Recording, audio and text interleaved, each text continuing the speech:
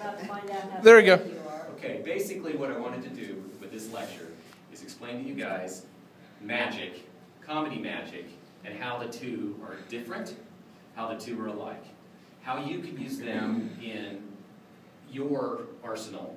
And I am aware that a lot of you don't do a lot of birthday parties. And unfortunately, comedy magic is one of those things that has been, lumped into the birthday party only scene. And that's sadly not the case. At least it shouldn't be the case. So hopefully by the time this lecture's over, you guys understand that this is something you can do, and you understand how to do it. So, I wanted to also tell you the beauty of what we do, and it's that we add an element to the traditional magician. When you see a traditional magician come out, and I just saw a few on YouTube the other day, they come out, and I love magic, and I love magicians, and I love when they come out in their tuxedos, and they're beautiful, and they can snap cards out in the air, and I love that, okay?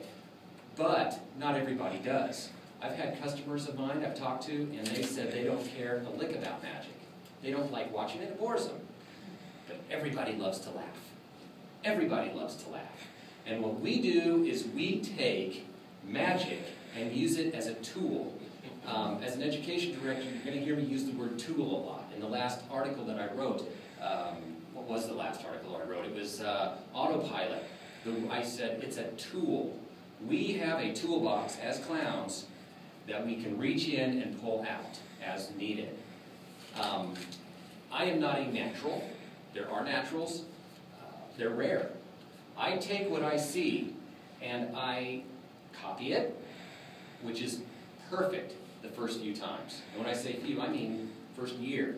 If you see a magic trick I do, and we're not in direct competition with each other, and doing work at the same time, take it. Take the way I do it. Raymond's recording it, borrow it, use it, and then as time goes by, what's going to end up happening is it's going to be morphed into your own. There are things that I do now, there are things Brian does now. We both learned from Darren Davis, but you'd never know it because we've changed it so much that even when Darren was watching Brian, Darren was laughing at it. So, and this is a man that's done the tricks that he's seen us do hundreds and hundreds of times. If done right, the comedic factor doesn't detract from the magic either. You'll hear some magicians that come out and say that we're ruining the craft because we're taking magic and making it a goofy thing.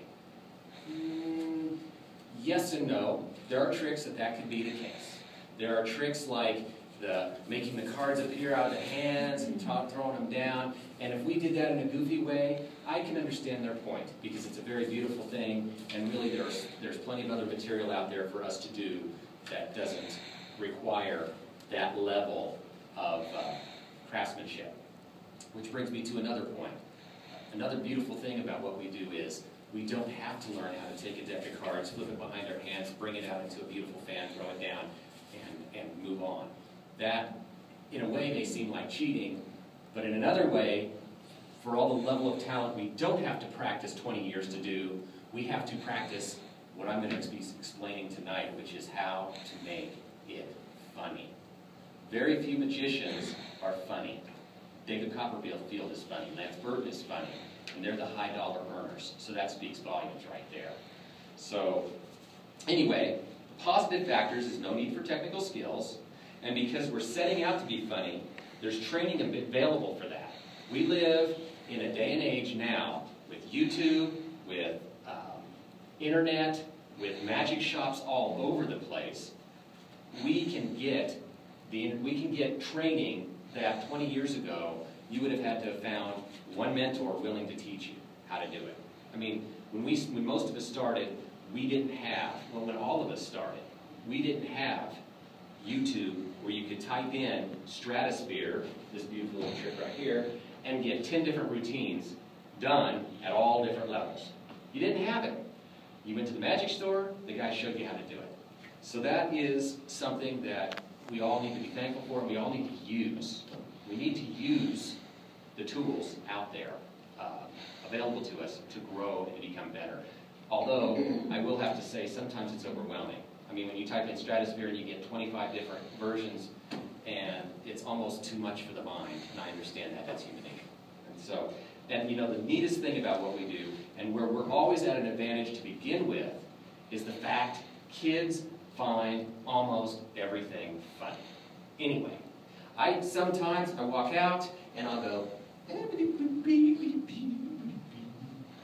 and sometimes, not always, the kids will giggle, and it's contagious. And the next thing you know, I'll go, what? And they giggle at that.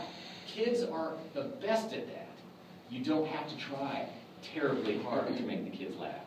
Now, and I'm keeping this at a fine clip for you folks, what is the goal of Comedy Magic? There are 3 goals I wrote down today. Okay? One is not trying to confuse and impress. Okay?